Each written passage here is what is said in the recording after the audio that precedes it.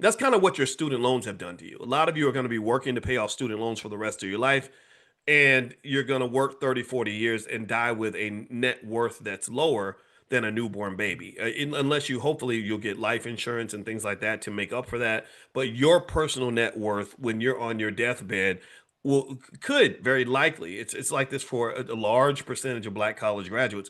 Your net worth on your deathbed in many cases is lower than it was when you were a newborn baby and had not done 2 seconds of work on the corporate plantation. So to some extent, we know that it didn't stop. We know the terrorism didn't stop. We know that the economic exploitation did not stop.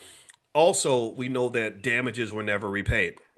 So if you're celebrating, if you have celebration without reparation, that's kind of a fraud to some extent, right? You're acknowledging what you did, but you're not fixing what you did. Maybe you're even apologizing. You're saying, look, yeah, we did it. We'll stop.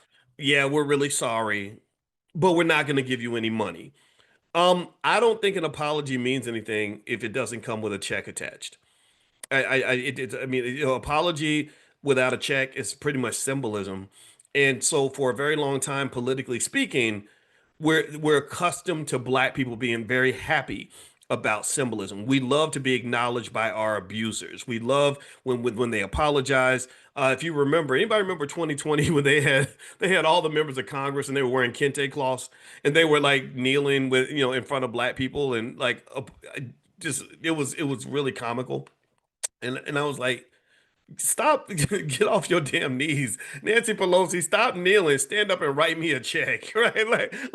You need to stand up so you can get to your checkbook. That's what I need. I don't need to see you kneel. I need to see you cut the damn check because cutting the check allows us to begin the repair process. I don't even have it. I'm not even offended by the idea that we might have to do the repair ourselves. What I am offended by is the idea that it took you a very long time to even acknowledge what you did. You barely apologize for what you did. You won't write a check for what you did, but somehow you then still show up asking for things from me. That's like the cousin that owes you money coming to your house so he can borrow more money. I mean, really, that's crazy. It's audacious. I had a Negro like that in my family. I'm like, how the hell you owe me $500 and now you calling me to trying to borrow $1,200? Man, if there was ever a time where I want to call somebody a igger, I'm like, igger, please you don't call me like you owe me $500. You ain't even paid that back yet, and you're borrowing 1,200. That's really audacious, Negro. Get out of my face. Right. So that's how it feels when they show up and they say, "Well, we need the African American community support on this. We need African Americans to do this and do that. Vote for this person or we can't win the election." And I'm not telling you what to do. I'm just telling you what I'm going to do. And what I'm going to do and what I'm not going to do is I'm not going to do something for somebody who still owes me from last week.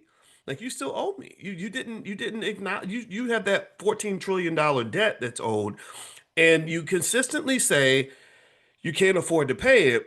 But when that pandemic happened, they were writing checks for massive amounts of money. They pumped trillions of dollars into the economy during the pandemic. So I'm like, why don't you just pay the pandemic? Give us some of that pandemic money. We didn't even get the pandemic money. That money. Do you know that there were major institutions like Harvard that literally just woke up and found a check for $15 million in their bank account and were like, why are you sending us $15 million?